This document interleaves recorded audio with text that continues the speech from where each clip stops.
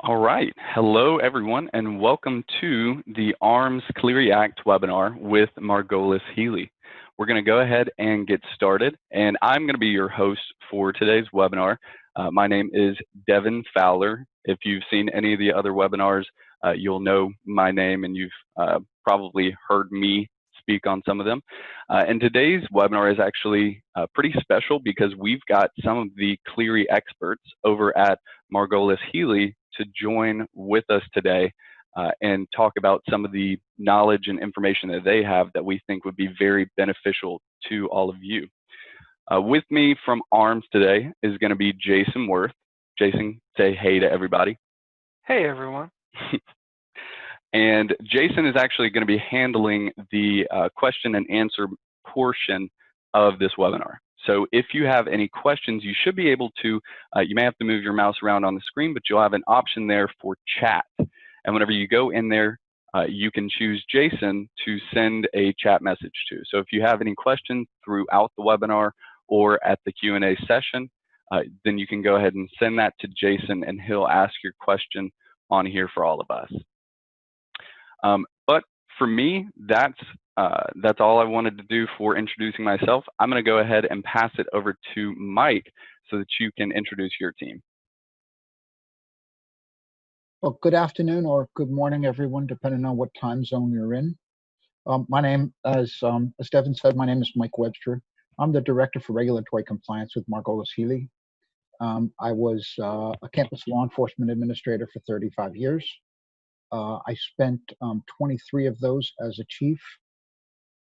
For about 15 years, I represented IACLEA as the chair of government relations, including interfaces with Capitol Hill and the Department of Education, represented campus law enforcement perspectives. I had the opportunity to participate as a rulemaker each of the 3 times that the Clery Act rules were being negotiated. Next slide, please. And since 2010, I have led Margolis Healy's regulatory compliance area, and that part of our business focuses on Clery Act compliance in higher ed settings. Margolis Healy, founded in 2008 by Stephen Healy and Gary Margolis, in addition to providing a host of regulatory compliance consulting services, also advises higher ed institutions, private K-12, nonprofits, and with an increasing regularity, private sector on general security, organizational challenges, emergency management and emergency preparedness, and physical security and access control as well. I'm joined today by 2 of my colleagues in regulatory compliance. I'll ask each of them to introduce themselves, and we'll start with Justice Healy. Good afternoon. My name is Justice. I've been a consultant with Margolis Healy since the summer of 2016. Like Mike said, I primarily work under him in our regulatory compliance vertical. I've taken several Clery Act trainings, and I've also completed multiple high-profile Clery Act data audits with Mike and Kyle at institutions all across the nation. Although I mostly work in regulatory compliance, I also have experience in physical security, and I hold an advanced certification in crime prevention through environmental design. Before joining Margolis Healy in 2016, I served in the Marine Corps, spending most of my enlistment in Quantico, Virginia. So although that was definitely a transition from military to consultant, I love what I do now in the campus safety and security world, and thank you for having me. Kyle. Thank you, Justice. Kyle Norton, consultant with Margolis Healy as well, working with regulatory compliance in our group. I have a little bit of a unique background. I've been with Margolis Healy full-time since March of this year, but have served as an associate over the past couple of years. Before this role, I worked for Margolis Healy's parent company, Cozen O'Connor, who's a law firm based out of Philadelphia, for their institutional response group, who handled all things Title IX, sex and gender-based discrimination and harassment. So I served as chief of staff for that group for a good bit of time as well. My master's thesis defense was in Title IX compliance, so that all ties quite nicely into the work that we do here at Margolis Healy.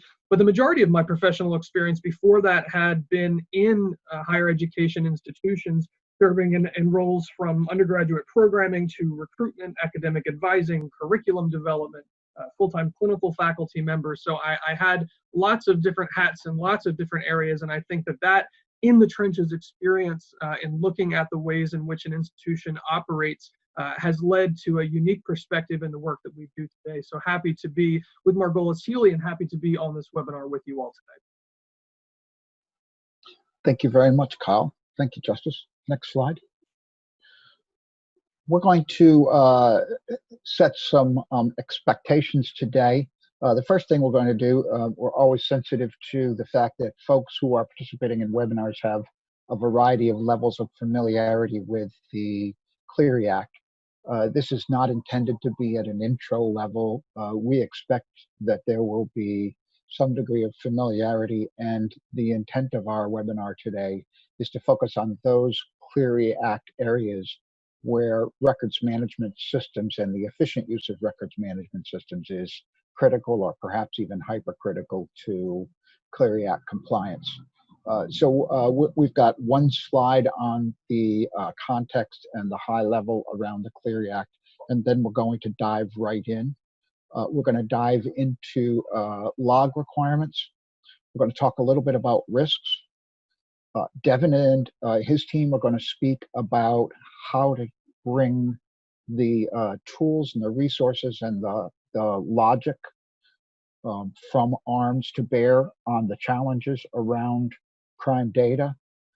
We're going to wrap up with the flavor of the season, that COVID, and how you should be working with COVID and its requirements or its impacts based upon the Clery Act. Next slide, please. I always try to begin a webinar or a training or a conversation about the history of the Act. Folks who work in the arena often will say Clery when they mean the Act, Clery geography. In fact, the handbook does this. And I always carry it back to the source. Clery wasn't a law, it wasn't a regulation, it wasn't a handbook. Clery was a person. Gene Clery was a person.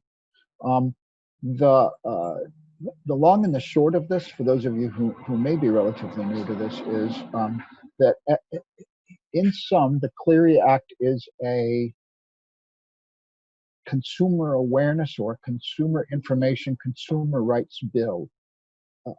And Jim Moore, who is an official with the Department of Education and provides leadership around all things Clery Act compliance related, will often say that as long as you're doing the right thing, most of the time you're automatically complying with the Clery Act. The Clery Act's main goals are communication of crime statistics, communication of emergency threats or critical situations, communication of policies and procedures related to physical security, physical safety, and fire. Although it's not technically a part of Clery, it often folds into the Clery Act requirements. And the last thing is near real-time awareness for anybody who asks for it in the form of a campus crime log, daily crime log, and a fire log. Next slide, please. The logs look something like this.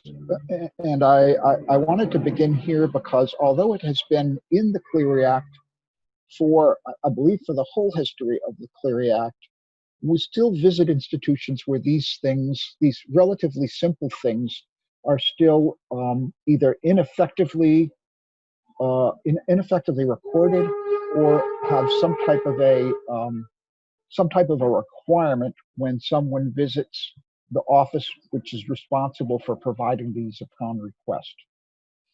The daily log requirement has 5 things that it looks for. You'll see in the Department of Education's handbook, they provide an example of a 6th area.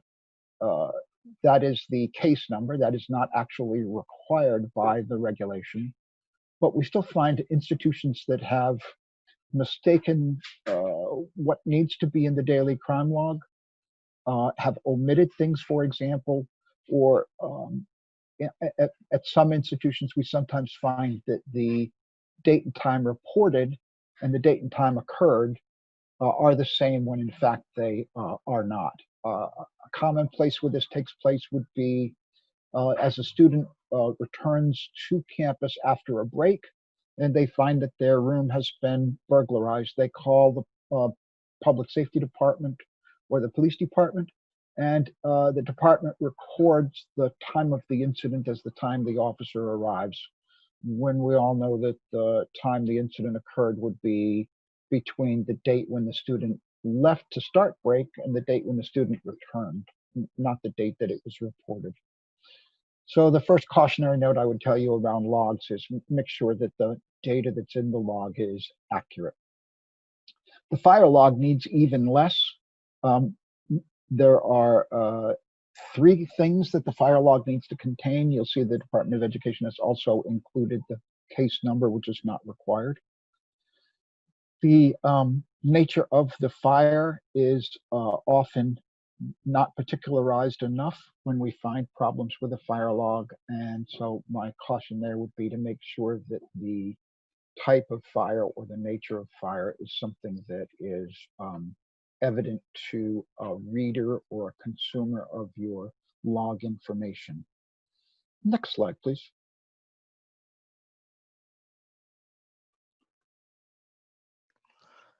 So let's for a moment take a look at the 2017 Clery Act fines. Here you see even small schools such as Cody College and St. Louis Christian College are not immune. A big fine, a significant fine in 2017 was the University of Montana. Although it was reduced after an appeal to $350,000, it's still a hefty fine. The average institution paid about $140,000, which is a lot of money for any institution. In 2017, the number of institutions that ed fine was 400,000, and that's a pretty high probability.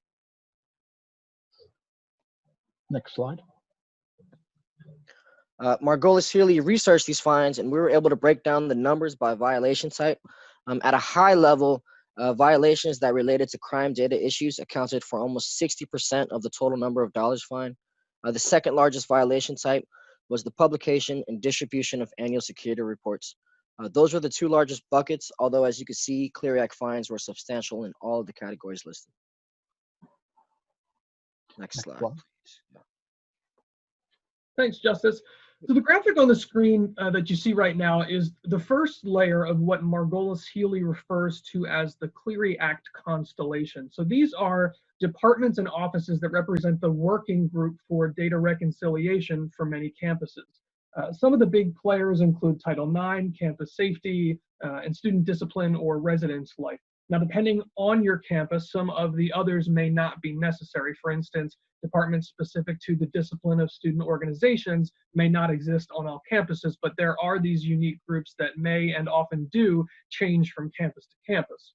If you advance the slide, we will see the second layer, which brings in everyone else who has some kind of touch on the Clery Act. So if you can't see, those offices include compliance, EMS, fire safety, public information, risk, ombuds offices, real estate, academic affairs, sexual assault victim advocates, local police prosecutors, and wellness, just to name a few. All of these offices, with the exception of the general counsel's office, will have records which we would normally look at as having data that is pertinent to the Clery Act. Next slide, please. We also want to emphasize the role that campus security authorities or CSAs have in this process as well. First is making sure that the institution has done its due diligence and has a process in place for monitoring and identifying all individuals who have CSA responsibilities. Similar to the Constitution, this list of CSAs is a living document that will change pretty regularly, especially if you are part of a larger institution. Once those individuals have been identified by the institution as CSAs, those individuals need to be notified of that designation and what reporting responsibilities will look like. Those individuals also need thorough and timely trainings at least once per year, And finally, as an institution, you need to make sure that the method in which CSAs are to report information they receive is simple and easy and alerts all the right people at the same time. So this means that if you're still using a paper CSA form and having your CSAs fill these out with an ink pen, scan them and return them through email to somebody, there's a high likelihood that your process could use some improving, and we'd be happy to connect with you to discuss if that's the case. But for now, I'll turn it back over to Mike Webster to talk about crime data. Thank you very much. Oftentimes, institutions ask, what's their risk? We're talking about risk here. What's their risk for fines? And the answer is a definite we can't tell. The department in the University of Montana case, which Justice has already mentioned, tried to lay out a rubric based on the type of the type of crime and the relative severity of that. There's a table that they published in their document called a Final Program Review Determination. The fines that are laid out there are illustrative of two different types of offenses, bearing in mind at the time that the maximum fine was not quite $56,000, the $55,907 that you see there. It was the department's intent, we believe anyway, it was their stated goal here was to provide some type of a calculation, some type of a mathematical equation that would support the fines that were imposed. We see burglary, which is a crime against property. Burglary typically does not involve any direct threat to a person, and that was fined at relatively small percentage. You see there, 8,000. Stalking, which was a crime against a person and is a crime that was included into the Clery Act under the Violence Against Women Act amendments, was fined at the maximum. And there were two instances of 2015 where the University of Montana had a data violation. So in 2015, there were 3 crimes for a total of $120,000 in fines. The fines were calculated this way, and that led to the $900,000 that you saw, and then the reduction to $300,000. The math that was laid up against that was unavailable to us, and we're hearing that the department will apply a squishy logic here, and that's the first bullet. In determining the amount, the gravity of the offense and the size of the institution comes into play. So when you are trying to measure what the impact of a statistical anomaly or a statistical violation of the Clery Act is, the best answer that we could provide you with would be to assume that the maximum fine is in play for violent crimes, crimes against persons like robbery, like rape, and then from there assume a smaller number with a margin of error or some room for a contingency of a half to a third.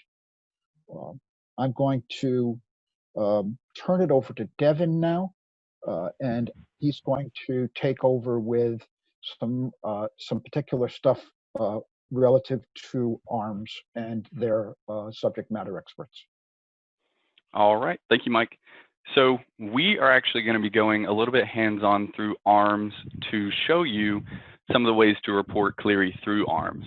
So we're going to look at the actual code setup, the case report input, so how you fill out a Clery review and stuff like that, and then finally report center and mapping portal to show you how to report your Clery reports or even automate your Clery daily log. So let me go ahead and get out of this PowerPoint.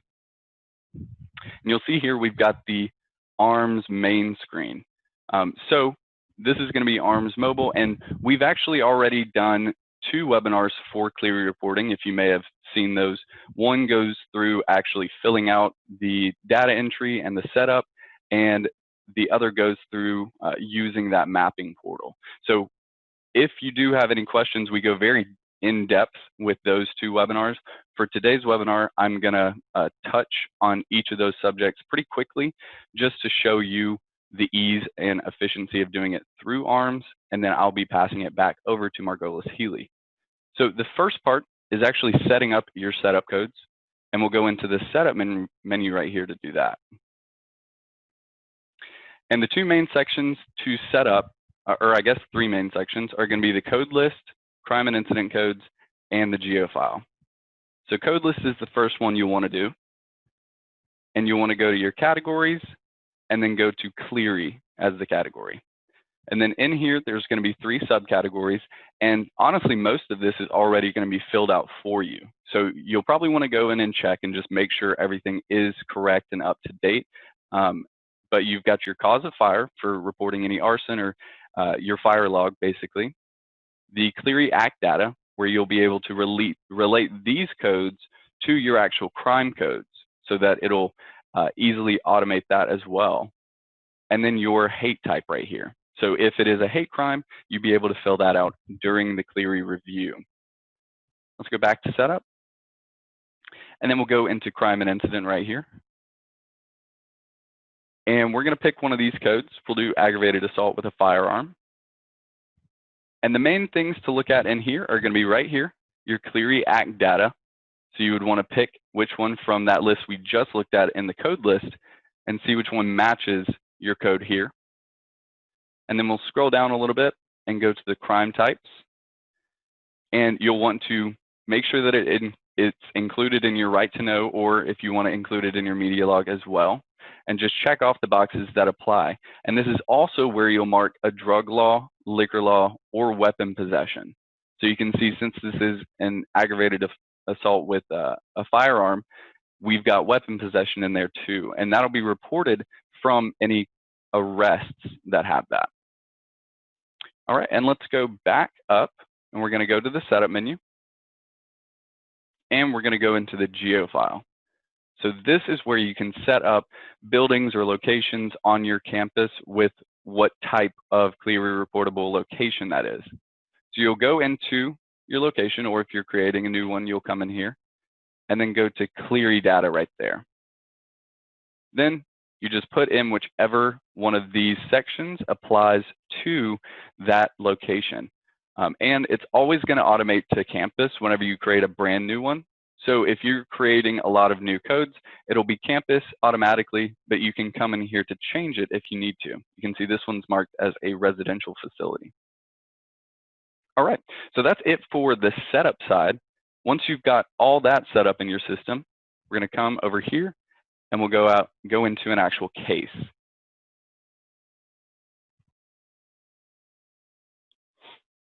And I'm going to choose this first case right here. And I want to show you some of the information that's already on the case that will fill out the Clery information for you. So first thing is going to be that location. You can see we had just set up that location in the system to mark as a student residential facility. And then we'll go to the incidents tab, and we've got that aggravated assault, which we know is set up with the Clery data. And then you'll come down to the actual the UCR/Clery section. But before we do that, for also reporting that weapon possession, which I said only reports from an arrest, that's where you'll come into the actual arrest section. And whenever you add an arrested person here, you'll have a button that says add arrest. And they have a charge on there. And let me go ahead and just open this up to show you. So we've got the main information for the arrest. We've got a charge for that aggravated assault with a firearm. We've got the location, which is a Clery reportable location. And then here for the statistics, we've also got the stat code filled out. This is where you can mark it as a booking or referral, a citation, any of those. So we'll go back to the case. And now we're going to go down to the UCR/Clery section, and we've got a Clery review filled out here.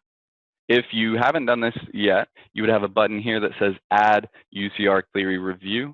But let's jump in here, and I'll show you what it looks like.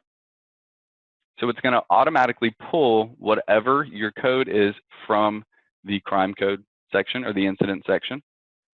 And then all of this stuff at the top is UCR. So if you're not reporting UCR, you don't have to worry about that. You want to focus on the Clery Act data and arson information. So down here, all you need to do is check the boxes that apply if it's Title IX or any kind of VAWA information. And then you can also see it automatically pulls in that aggravated assault for the Clery crime type. And then you've got the hate type down here in case this is a hate crime. And here is all your arson information. So if you need to fill out any of that, you can do that in here too, and then just save, and then we'll go back to that case. So that's it for the actual case data. You want to put on that location, you want to put in the right crime code. If there's an arrest, you want to put all that information in. And then you can come down here and fill out that Clery review with any more information for that. Again, we go a little bit more in depth in the other webinars, but that is the basis of it. You fill out that review and that arrest, and then we'll come over to this page, and we're going to go into Report Center. And then in Report Center, we're going to come down to the Clery Statistics tab. We'll go into Canned Reports, and the one I want to show you is going to be the Student Right to Know report. So in here, we're just going to do this year. You can filter it by site if your department needs to do that. But I'm going to hit Apply. And now let's scroll down, and you'll see we've got a couple in here, but we've got our aggravated assault at a residential facility. That's showing up on that report. We've got our weapon possession at a residential facility. And we've also got the dating violence that was marked for VAWA at the residential facility. So that all pulls from what was added into that Clery review or added as an arrest on that case.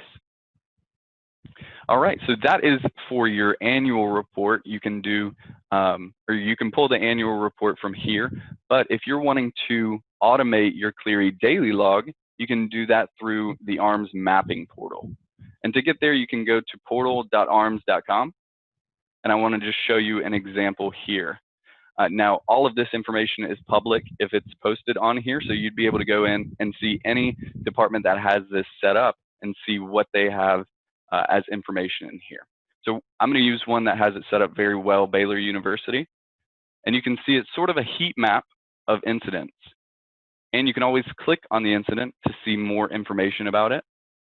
And this shows the number of incidents in those areas. And as we zoom in, you can see those heat maps break up to show more. And you can always click on one of those. So if I want to see these 12, I can click on that and it'll zoom all the way in to where you can see any larceny thefts that happened in an area, any assaults that happened at an area, and anything that you can see. And you can see right here some of the ones that have multiple colors. That means multiple happened at that location. So you can view it like this in a map form, or you can go to details right here and view it in more of a blotter stage. So what a normal Clery daily log would look like. And this is what departments will usually post on their website as the Clery daily log, because this information pulls from CAD and case management, and it syncs every day depending on whatever time you want to. And there's a lot of other settings that you can set up for it. You can customize it specifically for your department, but you can also come to the details right here and click print, and this will show up just like a normal Clery daily log. All right, as I said, I just wanted to touch on these just to show you what they look like, give you some information on actually putting data into ARMS and using the mapping portal. But we do have 2 other webinars that go into more detail with this. And you can find that by going to arms.com right here, and then coming to webinars.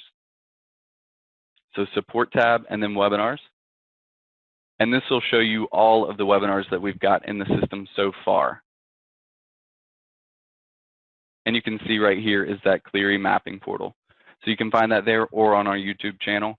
But again, I wanted to just show you how it looks to set up your codes, report them in ARMS, or enter them in ARMS, and then report them through ARMS or automatically reporting through the mapping portal. Okay, let me go ahead and bring back up this PowerPoint. And Mike, I'm going to go ahead and pass it back over to you. Thank you very much, Devin. Could you back up one slide just for a moment? Yep, sorry. That's okay. I want to emphasize a couple of things here. The first one is we're working with a client right now, and the Department of Education has told the client, and I'm paraphrasing here, has told the client that the lack of faith in the records management system is actually something that they feel strongly should never be happening.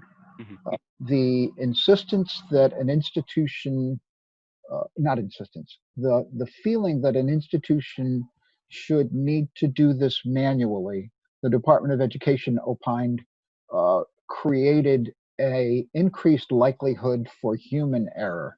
And where records management systems were available, that the well-considered and the well-considered data mapping should be used and leveraged to reduce error, and that failing to do that and working through this with spreadsheets and folks trying to do it manually simply makes it more likely that your data will go sideways.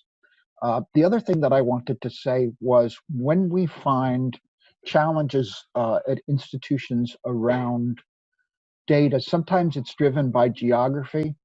And I was really, really happy to see that that mapping function that you had, and the opportunity for patrol officers to actually move the point when we talk about the difference between public property and on campus. And in the next slide, we're going to see this. This is sometimes I say only half jokingly, sometimes this is the width of a blade of grass between whether it's on the sidewalk or whether it's on the on-campus property. So the opportunity for the line level officer who's actually there, knows where the fist fight took place, to actually move a pin around on the map is hyper important. So thank you for backing up there, Devin. If you could advance a slide. Yeah. We've grabbed Kennesaw State University's map from their ASR. This is a pretty good one. It does a great job of distinguishing what is public property, what is on-campus property, and what is residential facilities. Good, easy to read color codes. There is a fourth type of geography that we would hope that institutions will put in their maps, and that is the patrol jurisdiction. The map that's provided here by Kennesaw, so let me say this, a map is not required in your annual security report, but every time the Department of Education does, not every time, but almost every time the Department of Education does a review of an institution, they always recommend, or if it's a final program review determination, they may require that an institution provide a map. We like maps. We think that maps are good. They help campus security authorities get the right location when they're filling out a CSA crime report form. And what you can see from Kennesaw here does that very effectively. We would recommend that fourth category that's italicized in the screen that you're looking at, the patrol jurisdiction, should be included if your institution has a patrol jurisdiction. Devin, if you could advance to the next slide for me. Everybody, I hope, knows that the publication deadline for your annual security report, which is October 1st, has been extended to 12/31. We ask you not to ease up. Institutions are complex, and the new reality has added amazing complexities to this. Even if you are hoping to get it out by 10/1, we would advise you to make sure that you are moving carefully and deliberately, because people who are contributing to your annual security report in all likelihood are being teased out in a million different directions, and we would not want an oversight by a collaborator of yours due to COVID to lead to a violation. With respect to emergency notifications, we have guidance on our website. We're getting ready to provide revised guidance. The long and the short of the revised guidance is the department has said that emergency notifications with respect to COVID can be managed differently than emergency notifications for almost anything else. What is a cluster or a hotspot may be viewed differently through the Clery lens than it's viewed through the public health lens.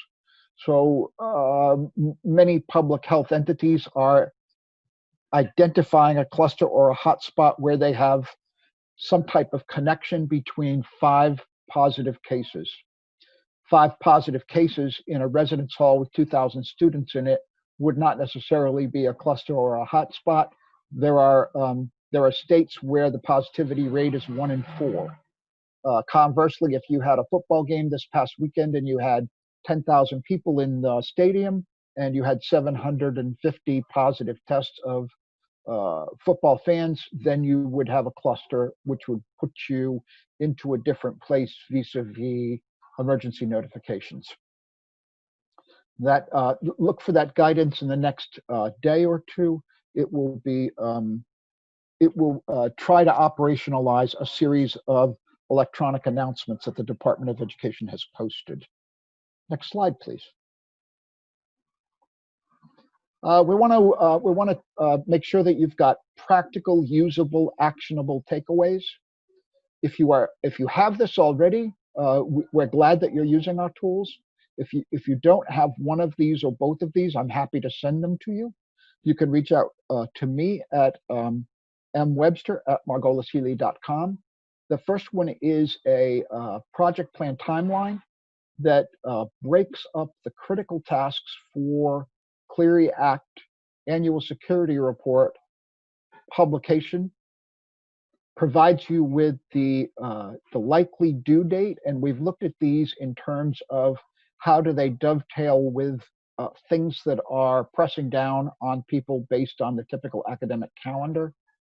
You may need to bend this or squeeze it a bit so it fits. For example, if you're a school that's on a quarter system, the normal semester ebb and flow of the business may not be directly relevant, but we do provide a due date or a series of due dates to the best of our ability.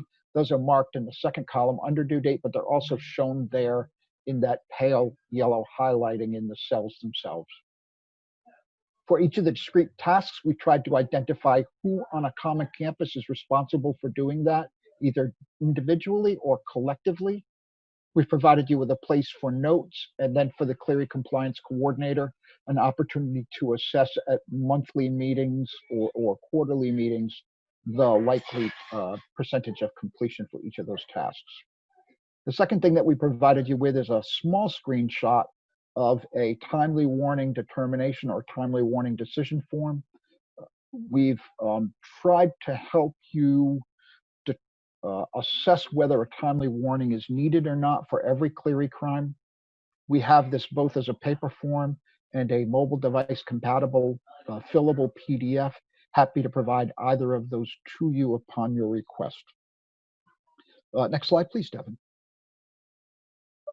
We hope that you'll consider following us. We do provide guidance every once in a while.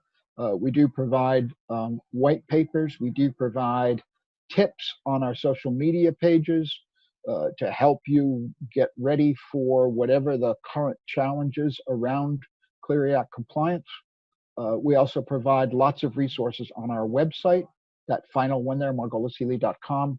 Our CEO, Stephen Healy, has published a white paper that helps you reimagine what campus public safety agencies should look like, given the current cultures around student unrest, defunding the police movements, and current budget challenges. Please take advantage of us. These things are free. We give them away freely. Please use them freely. I want to wrap now and turn it back over to Devin on the next slide for questions and answers. All right. Thank you very much, Mike. And I actually added in some of our social media information as well, and you can find arms.com is where we went to find those webinars. You can go to arms.com and then the support tab, and then down to webinars. And these webinars, or this webinar, will be posted this Friday to that same site and to our YouTube page. And then if you have any questions for us also, our email is right there, or our phone number is right there. So if you are a current ARMS customer and you have questions about how to report it, report Clery through ARMS, or if you have any questions about getting ARMS so that you can report Clery through there, either one of these emails or phone numbers is perfect. And like Mike said, we're going to move on to the question portion. I know that I got quite a few questions in there. If you have any questions, you should be able to move your mouse around on the screen, and there will be a chat button down at the bottom. Whenever you go down to chat, make sure to send a chat to Jason Worth. He's going to be handling that. And there, we're not going to be unmuting anyone during this webinar. It's all going to be through Jason. So make sure to send a chat in there to him with the question that you have. I know that I've gotten a few questions that I've sent him, so he's probably running through those right now. One of them, though, is going to be having a recording of this webinar. So this will be provided. We're going to be sending out an email this Friday just letting you know that the webinar is available. All webinars this week are going to be available on Friday. And you can also find that webinar and any past ones by going to arms.com/webinars. Okay, now I'll go ahead and pass it over to Jason so that he can ask any questions that we've gotten so far. All right, guys, we did get a few questions over the course of the webinar. If you do have any other ones, please feel free to send them to me. I'll be happy to field them as we're going through them. So first up to bat here, we've got a pretty common one. Should we include crimes that local agencies handle that are in our Clery jurisdiction? I'll let Mike and them kind of go into more detail on it, but one item I think it'd be worth showing if you wanted to pull the portal back up there, Devin, the example you're using from Baylor, they actually do that reporting as well. So if you switch that over to the details view, you'll notice in here some of the case numbers start with CSA and WPD.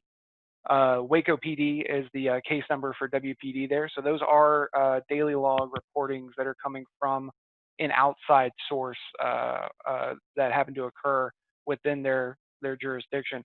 But I think Mike may have more to say on that than I would. Yes, thank you. And I will try to come to the point quickly. The expectation for a Clery Act crime report is a crime is reported to the institution when it's brought to the attention of a CSA or the local police. A crime has to be in the daily crime log when the campus. I'm sorry, I apparently was muted. A crime has to be recorded when it's brought to the attention of the security or campus police department, and it needs to go into the daily crime log when that threshold is crossed. At many institutions, the campus security authorities report form goes to the police department for consideration of whether there is a need for a timely warning or not, or in parentheses, an emergency notification. If that is a case, then CSA reports coming through a portal or being emailed to a dispatcher at myinstitution.edu would be considered reported to the police, and that institution would need to put that in its daily crime log. The other place where folks often have an obligation and do not realize they do is in the request from local law enforcement agencies annually to gather crime data in advance of publishing the annual security report. A local police department may advise the institution of X number of crimes, of which the institution was unaware of 5% of those. That 5% of the crimes that the institution was unaware of, once the police department finds out that they've taken place, that satisfies the requirement for a report to that campus police or security department, and at that point it would need to go in the log. When you operationalize that, what you see is, let's say it's February or March, the local police department is sending you records for the 12 months of the previous year. It is completely conceivable that you might have a log entry coming to you in March for something that occurred in January of the prior year, a delay in the report going into the crime log from the date of the offense by 15 or so months. That's to be expected. And I would caution folks because we're probably at that time of the year where that stuff is either coming in or has come in, to tend to crimes that may not be in your existent log, but which are being reported to you in furtherance of your data gathering efforts. Great question. Thank you. And sort of a follow-up for that one, that's more of an arms related point, is how do they collect that data? How do they load that data into ARMS from these outside agencies? So the example that I used a second ago being Waco PD and Baylor there. They actually load those in as case reports in the system and assign them the case report number that was given by Waco PD in this instance, or your local PD, depending on your location. And so they're all loaded in as their own case reports. There are ways to set up in ARMS to where you don't automatically pull a case number for these, because that could throw off your case numbering logic. If you want any more information on that, a little bit outside the scope of what we're going into here, we'll be happy to send you an email. If you want to email our support team, support@arms.com, we'll be happy to send you some information on how to set up your case reporting to where you can pull in that outside info. Next one up to that here is, should Dean of Students reports be included in the daily reports? Now, I may be misreading that a little bit. I'm assuming that's kind of talking about student conduct and things like that that may be coming down the pipe. To my knowledge, if they fall into one of the categories that need to be reported for Clery, then obviously, yes, you would want to have that reported. Mike, do you have anything else to add to that? I want to make sure that we don't conflate requirements for data counting with requirements for the daily crime log and the fire log. The requirements for the daily crime log are when a crime is reported, with the important parentheses note that I just described. When a crime is reported to the police or security department, it has to be put into the log. Crimes that are reported within student affairs, and most of these would be, for example, underage liquor law violation, underage possession of alcoholic beverage liquor law violation. The Department of Education has so far opined that those do not need to necessarily be in the daily crime log. If you are putting them in the daily crime log, there's nothing wrong with that, but that would not be a report to the police or security department. Conversely, as I said earlier, statistics that are provided by local police agencies and are being disclosed to the university security or police department in the gathering of crime data would be considered a report and would have to be in the log on the date the university becomes aware of that. All right. So our next question is, what about NIBRS versus UCR? A little bit off topic with that, but basically, as you saw when Devin was posting the Clery statistics, he was also in an area where you could put in UCR. You can do both from the same screen there. If you're doing NIBRS, then you could ignore the top half of that screen and just fill out the NIBRS review that's in mobile. Otherwise, you would have to fill out both the UCR and the Clery components of the case report as Devin kind of listed them. Devin, do you have anything else on that? No, mainly most departments are moving to NIBRS anyway, so that UCR Clery section is probably going to end up changing just to Clery. But for now, if you are only reporting Clery and NIBRS, you can ignore that UCR part. Just go down to the bottom two sections and add your Clery information and the arson, and then you'll be good. Yeah, in general, a department's not going to be reporting both UCR and NIBRS during the initial stages of setting up NIBRS. Depending on your state and location, you may have some simultaneous reporting going on where you're reporting UCR statistics and NIBRS statistics at the same time. But that's usually just so that your state entity or the FBI can line them up next to each other and make sure you're reporting the same data coming out of both. So in general, you wouldn't ever have to do both. And obviously, if you're in this webinar, you're probably already doing Clery. All right. Next up to bat here. So is having the Clery daily log in Mapping Portal take the place of posting a 60-day crime log on our website? For the most part, yes. You know, we have built that log to include all the fields that would be required for Clery daily log reporting, and you can link to it from your website. Many of our customers do rely on that Mapping Portal as their daily log source. We do have some that kind of implement it in different ways to where the Mapping Portal is what they use to generate the log, and then they'll post it as a PDF on their website. If they wanted to do it that way, that's fine. Like Devin said, for the most part, our customers are using that as a public-facing log of any Clery daily incidents that need to be reported. However, you can, throughout the settings, change it to where it's only available internally, and then you can generate the reports out of it. Obviously, you don't get the nice, pretty map, the heat map functionality and things like that, public-facing, doing it that way. But that is an option if your department kind of wanted to go that route with it as well. Next question we have there. This is actually one we've gotten from a few different people so far. I didn't see patrol jurisdiction as a data point in ARMS. Shouldn't it be?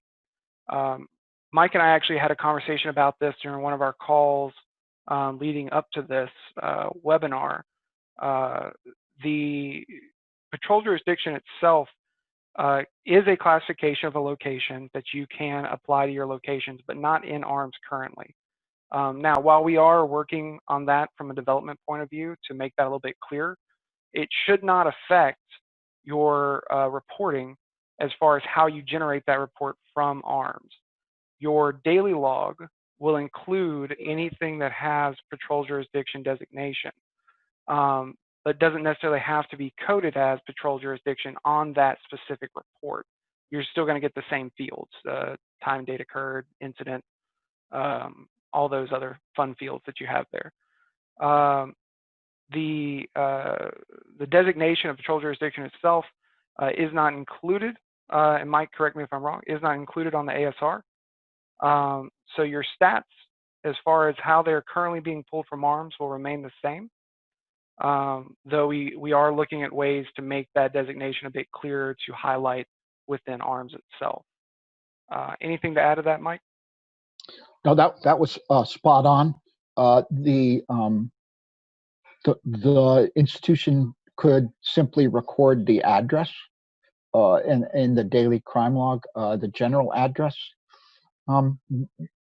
Please bear in mind that there is a difference between the general location that's required by the daily crime log and the Clery Act geography that's required for the data. And we found it very common at a number of client institutions where police reports or public safety reports were written with a location, the 100 block of Main Street. That's great for the daily crime log, but that is terrible for trying to figure out whether it occurred in a clearly reportable geography or not. So please understand that those two geography and location requirements are not anywhere near close to being the same thing. All right. And our next one up to bat here, when you run your ASR numbers, will those show up in the right year if the report date is in the next calendar year? So I'm thinking back to your example from the very beginning, Mike, where you were mentioning how a burglary can occur obviously before it's reported. So if we had a burglary that occurred on December 30th, was reported on January 5th, and this is actually a question we get a lot as well. What year is that statistic supposed to be counted for? Would that be for the year 2021 or for the year 2020? We always count crime we always count crime as happened in the year that it is reported. That's that is different than UCR. So it's a key difference, and the only time that is not the only asterisk on that is stalking, where if a persistent pattern of conduct bleeds from one calendar year to the next, let's say from December 15th to January 15th, reported in January, that would actually, reported in December and continuing into January, that would be 2 offenses, even though reported in the initial year. But other than that, we score those things as taking place when they're reported. And does that change at all, Mike, if this is a entry that is pulled from one of those outside agencies like we were talking about a little bit earlier, where if, we'll go back, we'll pick on Baylor some more. If Waco PD alerts the campus to something, obviously the reported on date, what are we judging that posting based on? So, same rule. We're going to go with the date that it's reported to the university, Jason. So in the example that I gave, it's February or March of 2021. The incident occurred in January of 2020, although it doesn't appear to be the right answer at first blush. The answer is that was reported in 2021. All right. We do have a request for the PDF form of the timely warning form that you were referencing earlier. I'm assuming you, like you said, if you need that access to those documents that Mike was talking about earlier, you can email him and he can get that information to you. Is that right, Mike? Yes, sir. M. All right. Webster at margolishealy.com. Got to plug that email as often as possible. And same thing, you guys can always email support@arms.com if you want anything from this webinar, and we can reach out to them and get that information for you too. All right. Another question we just got here is, if you don't designate a location as patrol jurisdiction, how do you exclude a crime report that's not on campus nor within the patrol jurisdiction? I'm picturing that one in my head. So we have an incident that is not on campus, that is not a patrol jurisdiction, and we want it to not appear on the daily crime log.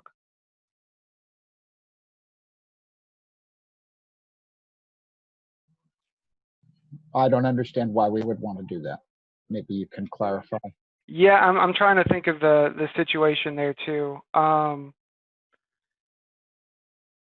This one, and I'm going to kind of cheat on this question a little bit.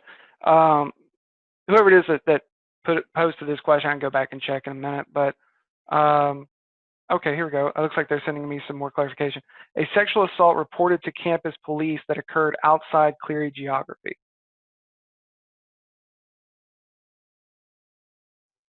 That might be something that Title IX needs to be aware of if there is an obligation on the part of the receiving officer as a responsible employee.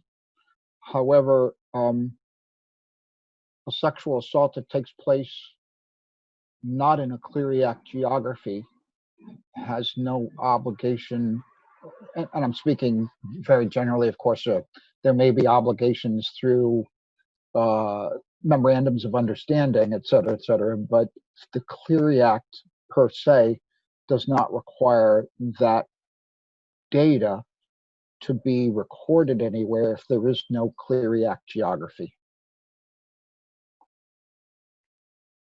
All right.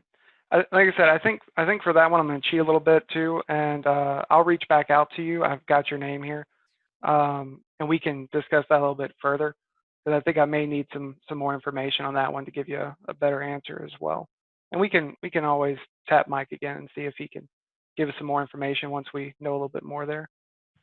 So the last question that I have at least listed here is, does ARMS have a feature that will automatically save the crime log? We are required to retain 7 years of Clery data. Otherwise, we have to print to a PDF and save. Thank you. There's no way to automatically force the daily log out into like a 7-year concurrent PDF that's always going to be updated. The mapping portal that we're talking about using to automate your Clery daily log does retain the data as long as you want it to be retained. You could keep it to the last 7 years if you wanted to, or otherwise. So that gives you that kind of ability to have that log always available to where you can run it for the last 7 years. Same thing within ARMS. You can run the daily logs and all the ASRs that Devin was showing you earlier based on a 7-year spread if you wanted to.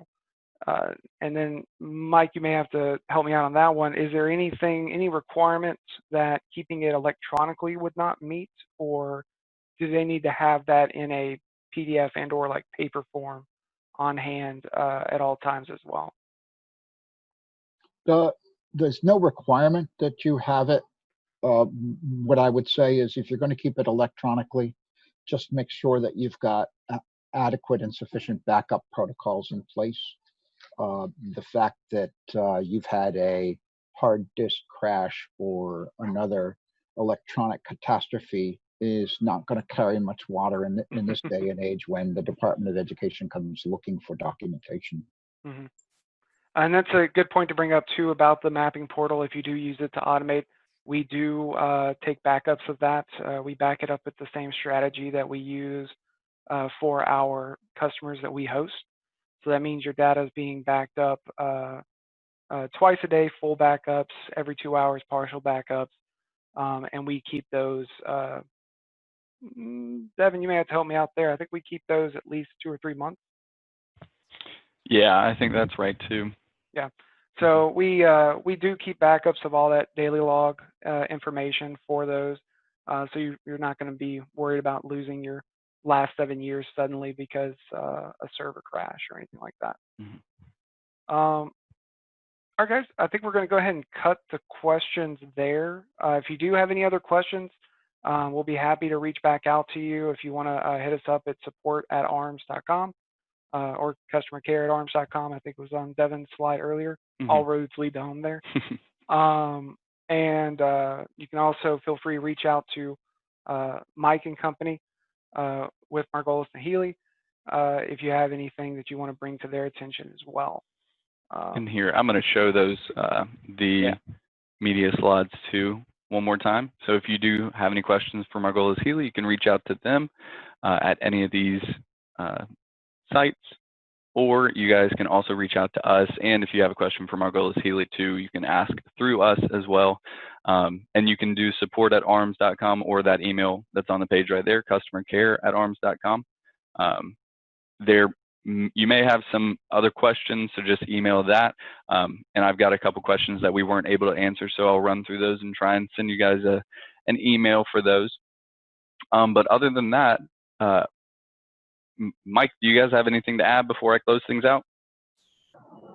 I just want to thank the members of my team who helped pull this together, Justice Healy and Kyle Norton, and acknowledge them for presenting on their slides and their contributions to the overall PowerPoint.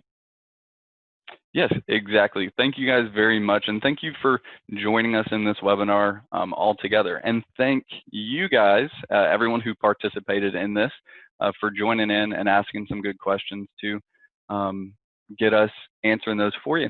So other than that, I'll go ahead and let you guys go, and I hope that everybody has a great rest of the day.